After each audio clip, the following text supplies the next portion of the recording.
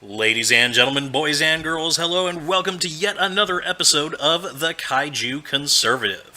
Now, Lena Dunham, actress, comedian, and fat-ass beady-eyed pig demon, managed to put her giant hoof in her gaping maw on Twitter the other day. Lena took to Al Gore's internet to tweet out the following. Thing the women do lie about, what they ate for lunch. Thing the women don't lie about, rape. Now, Ms. Dunham is, of course, a social justice warrior extraordinaire, and she's known for tweeting out stupid and moronic statements just like this one in an effort to engage in a little bit of virtue signaling and to spread her message of social justice throughout the internet. Today, however, the internet was not having any of it, and they let Lena Dunham absolutely have it. Almost immediately, she was challenged on this statement when one Twitter user said 10% of all rape allegations are false. Now, how did Lena Dunham respond to this? Did she go out and do her research? Did she go back and delete her tweet or anything like that? No, of course she didn't. She went ahead and responded by completely contradicting her earlier statement. Lena responded to this user with a series of tweets, first one stating, the actual number, while hard to track, is much closer to 3%. Much lower number than any other typically reported crime. Now, wait a minute. Hold up. Lena, I thought you just said that women don't lie about rape. Now, in this tweet, you're going ahead and saying that only 3% of women lie about rape? Which is it? Is it 3%? Is it 10%? Is it none? Do no women lie about rape? Now, as you can probably guess, ladies and gentlemen, the conversation went downhill from here. Lena's tweet garnered almost 2,600 responses to it, absolutely none of which were in support of Lena's original statement. Let's take a look at a few of them. We have one user here, Ava Norton, responding to Lena by saying, Lena, saying stuff like this only harms actual victims. Speaking as a victim, this is wrong and you should delete this tweet. Spoiler alert, ladies and gentlemen, Lena has not deleted the tweet as of this recording. It's still up there on Twitter. I've provided the link in the comment section below if you want to take a look at it and give her a little piece of your mind if you're so inclined. Now here we have Twitter user Mr. Brovo saying, then let's ask your sister, Lena. Holy crap. Ouch. That's gotta sting. Of course, this tweet is in reference to Lena Dunham's memoir that she released a few years ago entitled Not That Kind of Girl, in which she essentially bragged about raping her toddler sister when they were children, and she described herself in this book as a sexual predator. When you look at this in the context of somebody who is an admitted child rapist, stating that women don't lie about rape, it kind of throws Lena's original tweet into a whole nother realm of hypocrisy, I think. Next up, we've got this tweet from Mara Jade Skywalker, love the name by the way, says, I've known about 4 girls who lied about being raped and got caught in their lie within just these past 3 years. So, yeah, they do. Now, of course, Lena's original claim that women never lie about being raped is demonstrably false. If you go through this Twitter thread, you can see a whole bunch of different examples cited by numerous people, yours truly included, of news stories where women have accused men of raping them and later have been found to be lying. There are some very high-profile cases where that has happened. Remember the Duke Lacrosse case back in 2006, where a stripper accused the Duke Lacrosse team of essentially gang raping her.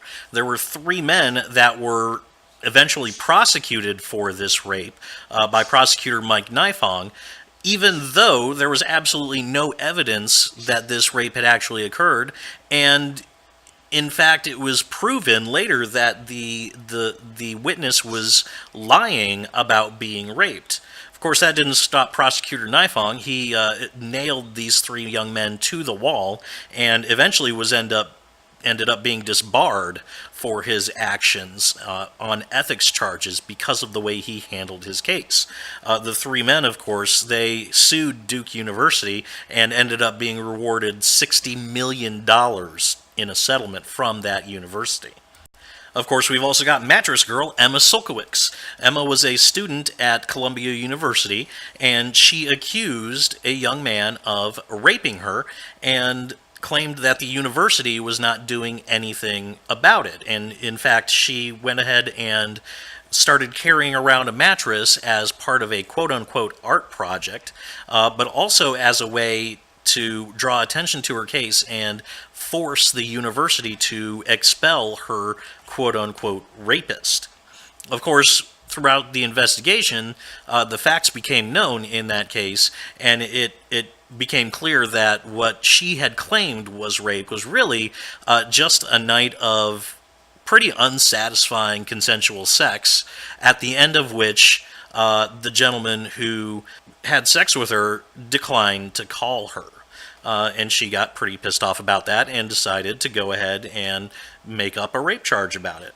Turns out the only thing that young man was guilty of was violating the first rule of dating, and that is never stick your dick in crazy.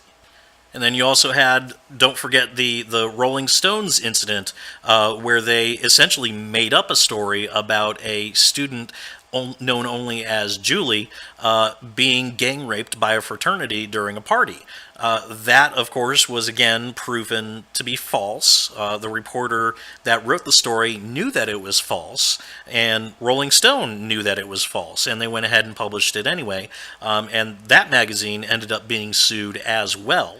Of course, we can't forget Lena Dunham's own rape hoax, where in her book, once again, she had 2 chapters where she talked about a prominent conservative Republican on campus at Oberlin College who had raped her and had a history of raping various women, including one she claimed to the point where the walls were spattered with blood like a crime scene. I mean, Jesus effing Christ, ladies and gentlemen, if that right there, why wasn't this monster, thrown in jail? Why wasn't this young woman dead if the assault was that bad?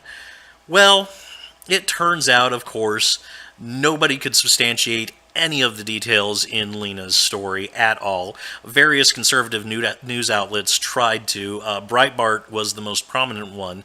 And while they weren't able to find a Barry at Oberlin College matching her description that she gave in her book, they did manage to find a young man that pretty closely, at least in terms of what he looked like, and he was none too happy about being accused of raping Lena Dunham. In fact, he claimed that he never actually met her. Really, I don't blame him, ladies and gentlemen. I mean, personally, I wouldn't want to admit to having any sort of sexual relations with Lena Dunham either. Lena was, of course, forced into a very public apology, one of those crocodile tears, I'm sorry, you were offended, liberal-style apologies So, right there, that adds another layer of hypocrisy to this whole thing.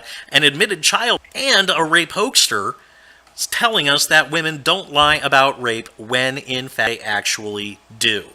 Now, what should be the takeaway here, ladies and gentlemen? I'm not saying that women always lie about being raped and women should never be believed. Far from it. Rape and sexual assault are probably some of the most odious crimes that can be committed. It's a total destruction of an individual's sense of privacy, sense of self-worth, and their sense of security as well. So I don't want to lessen the impact of this crime or anything like that. But what I think needs to happen here is there needs to be a fundamental shift in the culture. Right now, people are conditioned to automatically believe the victim. In this country, if you're accused, you're guilty. That's the way it works with regards to rape and sexual assault, especially when you're talking about on the college scene, where a lot of this takes place. What we need to do, ladies and gentlemen, is we need to move away from that. What we need to do is we need to take all of the emotion out of these crimes, out of reporting these crimes. Something that's difficult to do, I will admit. But we need to take all of the emotion out. We need to look at every case individually with a clinical eye. We need to examine the evidence. We need to let the police do their work whenever something like this comes up. And then, once all the evidence is in, then we can start drawing our conclusions. If you do that beforehand, if you automatically believe every single accusation, then what happens is eventually you get to a point where you're in a situation very similar to the boy who cried wolf. You get to the point where these crimes aren't taken seriously anymore by the authorities, because most of the time it'll turn out to be just some woman or some guy who is mad at an ex-lover, or who had a wild night and then a morning of regret afterwards and decided to cover up the shame that they were feeling. And people like Lena Dunham spouting insanely stupid statements like women never lie about being raped are not helping the problem. If anything, they are exacerbating it, and that is what needs to stop. And I am so glad that Twitter decided to stand up and call out Lena for her idiocy. Ladies and gentlemen, thank you so much for listening to yet another episode of the Kaiju Conservative. And wait, hold on. What's this? Okay. Really? No shit. Oh. Okay. Ladies and gentlemen, I have to make an apology.